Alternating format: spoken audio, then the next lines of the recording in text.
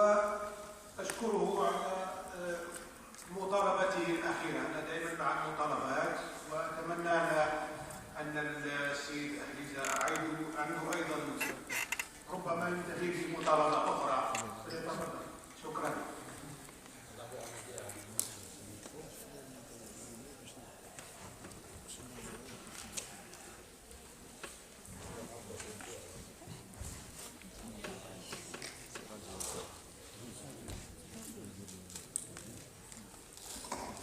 Voilà, salam alaikum. D'abord, je remercie le laboratoire de l'histoire de m'avoir invité pour cette occasion, et spécialement le professeur Corso. Et je commencerai d'abord par, à la limite, m'excuser, parce qu'en réalité, je ne suis pas historien. Je ne suis pas historien, donc je demanderai beaucoup d'indulgence pour certainement beaucoup de maladresse, sinon d'erreurs, qui vont se glisser dans mon exposé. En fait, cet exposé il est surtout dirigé vers un but très opérationnel. C'est concernant le nombre de morts, le chiffrage des morts durant la guerre de libération. Donc vous savez qu'il y a beaucoup de controverses actuellement. Donc à la suite d'un travail dont je vous parlerai tout à l'heure, j'ai été amené à réfléchir à une méthode qui, me semble-t-il, est fondée sur le plan scientifique et méthodologique. Et je voudrais en fait essayer d'intéresser un nombre suffisant d'étudiants dans cette université ou dans d'autres universités algériennes à l'appliquer de manière à commencer à produire nous-mêmes des choses qui se tiennent et qu'on ne reste pas simplement dans des controverses qui parfois sont extrêmement subjectives. Donc, vous considérerez par rapport aux erreurs que je pourrais faire sur le plan de l'histoire, qu'il s'agit en réalité de l'avis d'un citoyen qui se sont interpellés par cette histoire et qui de plus est statisticien et donc qui se sont doublement interpellés. Donc sur la question des chiffres, vous savez que pour apporter un peu, pour rapporter l'importance de ce chiffrage d'un certain nombre de choses qui se sont déroulées tout au long de notre histoire, je rappellerai seulement qu'un travail important qui a été fait par un démographe qui s'appelle Kemal Kedef et qui a essayé de chiffrer les pertes de la population algérienne entre donc, la conquête jusqu'à 1871 à peu près, et qui trouve avec une méthode scientifiquement fondée qui en fait c'était des pertes de quelques millions de personnes, chose qui est très peu connue et qui assoit le fait que par moment la conquête a eu un aspect pratiquement génocidaire.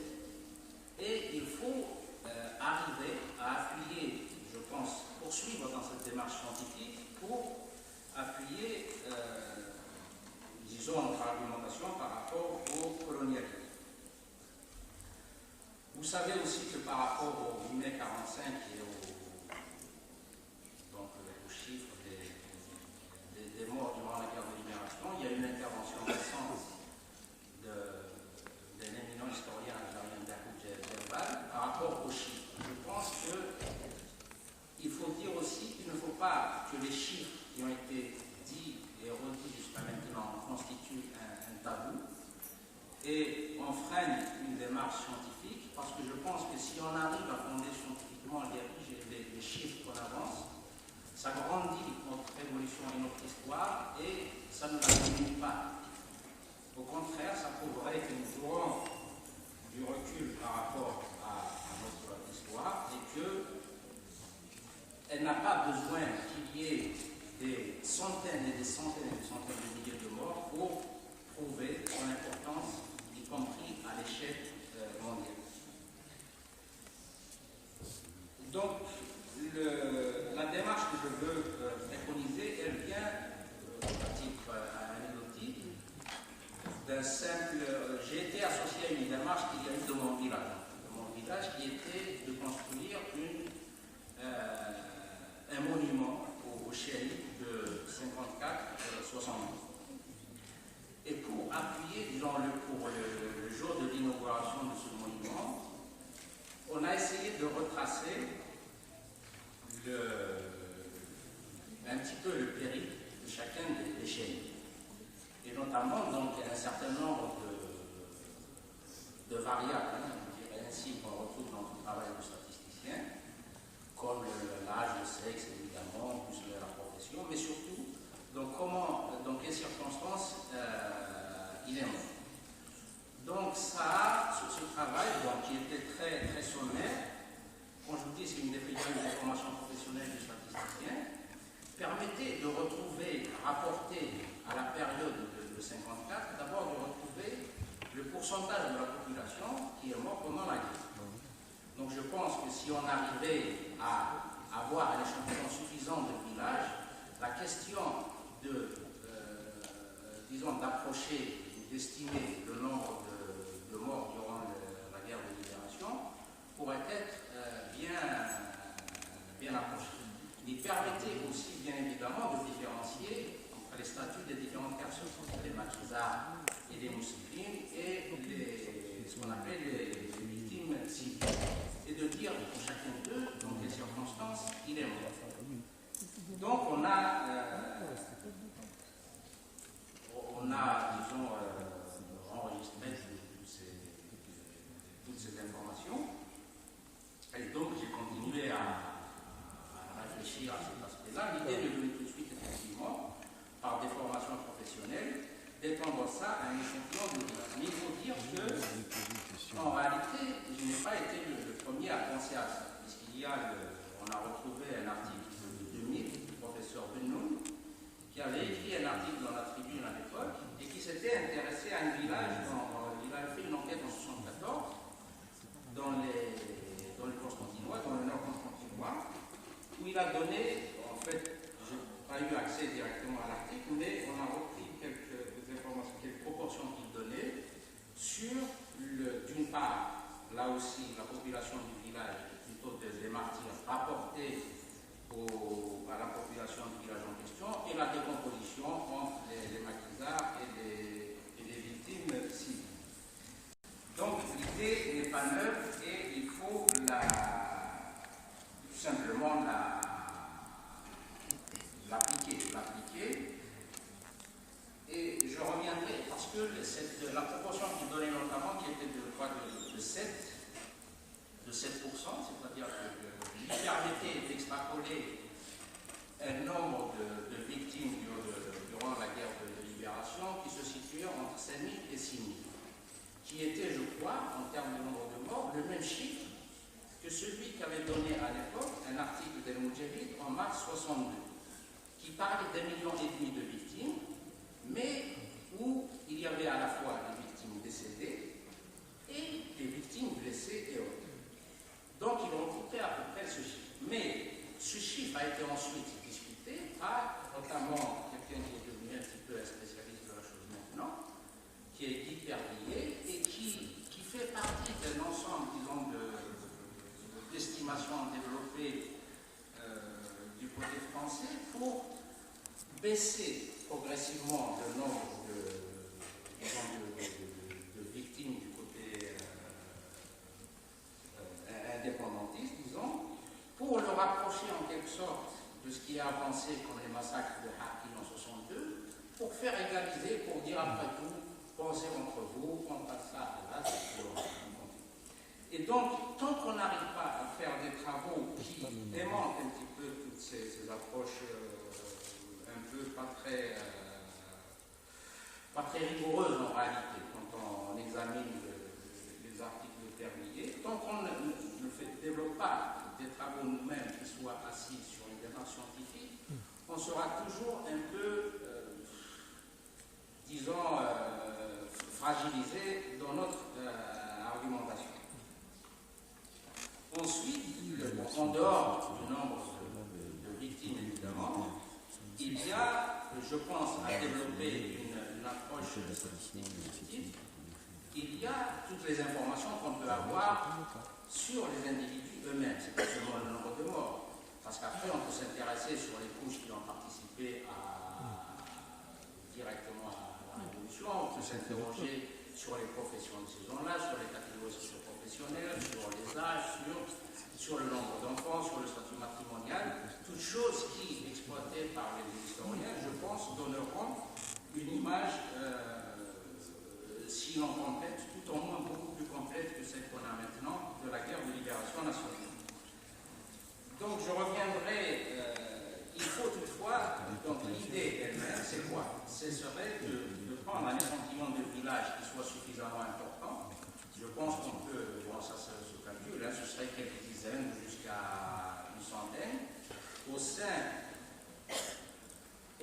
de ces villages ensuite, faire exactement le même travail qui a été fait par nous-mêmes, pour prendre toutes ces caractéristiques. Du point de vue de la technique statistique, ça s'appelle simplement un sondage stratifié à plusieurs degrés, qui est, je veux dire, universellement connu dans la communauté des statisticiens et autres. Et donc, il y aurait, je pense, rien à reprocher à cette démarche, sauf peut-être quelques précautions qu'il faut prendre sur le plan de la collecte, qui est qu'effectivement, d'abord, il y a l'urgence, parce que les gens qui peuvent donner, retracer ces informations, ils disparaissent de plus en plus. Donc il faut le faire très très rapidement, et si on attend 5 ans ou 6 ans, je pense qu'on pourra plus le faire. La deuxième chose, c'est qu'il faut prendre aussi des précautions pour faire des recoupements, prendre peut-être 5 ou 6 informateurs au lieu de se limiter à un seul, parce que bon, il peut arriver que la mémoire soit défaillante et donc il faut absolument recouper les informations. Il faut aussi prendre des précautions dans cette stratification des villages, parce que la manière dont se sont déroulées ces villes, parce qu'il y a eu en fait dans les martyrs qu'on trouve dans des villages donnés, vous avez en quelque sorte la répression et les tueries qui sont déroulées dans le régime des croisières, mais il y avait des pics par moment qui étaient des exécutions collectives, des massacres collectifs, et à ce moment-là, il faut peut-être traiter ce type d'événements de manière particulière dans notre échantillon. Il y a aussi, il faut prendre la précaution par rapport rural versus urbain.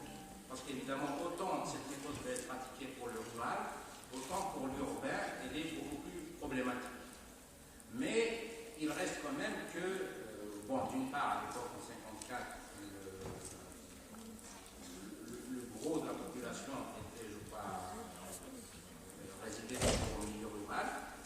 Donc, déjà, si on l'appliquait au milieu rural, ce serait bien, on aurait de bons chiffres. Il reste une troisième précaution à prendre sur le plan méthodologique. Il faut trouver un moyen de traiter des problèmes du type des populations regroupées ou bien des reclassements qui avaient une tendance à être qui pourrait perturber un petit peu une démarche de ce type. Donc avec ça, je pense qu'on peut arriver à avoir de bons chiffres. Donc je ne m'amuserai pas à donner des estimations à l'heure actuelle, parce que je pense que tout l'argumentaire que je développe, c'est précisément pour fonder scientifiquement, mais je pense qu'il faut arriver à le faire. Et je pense qu'avec le professeur Corso et d'autres étudiants qui sont intéressés ici, on pourrait développer la démarche par la suite. Je dirais simplement qu'en termes de proportion, notamment celle de Bennoun et la nôtre, elles sont pratiquement, elles se rapprochent très fortement, entre 6% et 7%. Mais pour nous, donc, on a des détails sur la décomposition après entre les maquisards et les mousseline, et parmi les mousseline, la manière dont ils sont morts. Mais je citerai seulement peut-être deux choses importantes qu'il faut rappeler et que ne connaissent très très certainement pas beaucoup d'Algériens évidemment tout courant, mais je pense qu'on manque peut-être de stratégie de communication au niveau international pour mettre en relief ces choses sur notre histoire. moi j'ai été, comment dire, impressionné, choqué plutôt par la proportion d'exécutions sommaires. Je savais qu'effectivement, il y avait des gens qui étaient morts sous la torture, bien évidemment. Mais le nombre d'exécutions sommaires, qui étaient pratiquement presque 20% des cheikh Mousseblin et qui eux-mêmes étaient à 60%, c'était quelque chose de choquant qui est très très peu connu. Et je pense que quand les gens parlent d'abord de politique du colonialisme, c'est le genre de choses qu'on peut leur mettre directement à la face au lieu de tergiverser sur des choses un peu...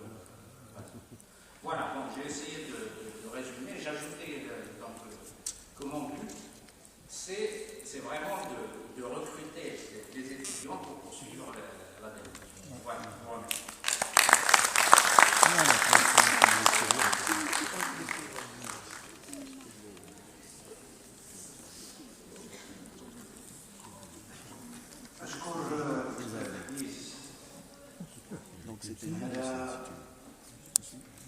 الآفاق التي فتحها أمام الباحثين، وأظن أنه أيضا انتهى إلى مطلب، ألا وهو تكوين مجموعة من الباحثين الشباب قادرين على مواصلة هذا العمل المعمق، ألا وهو التعرف عن قرب على الضحايا، لأنه فعلا هناك مناقشات ومجادلات أكثر من المناقشات حول هذه النقطة. كذلك فيما يتعلق بقضية العلاقة بين السينما والتاريخ، طبعا هي علاقة أيضا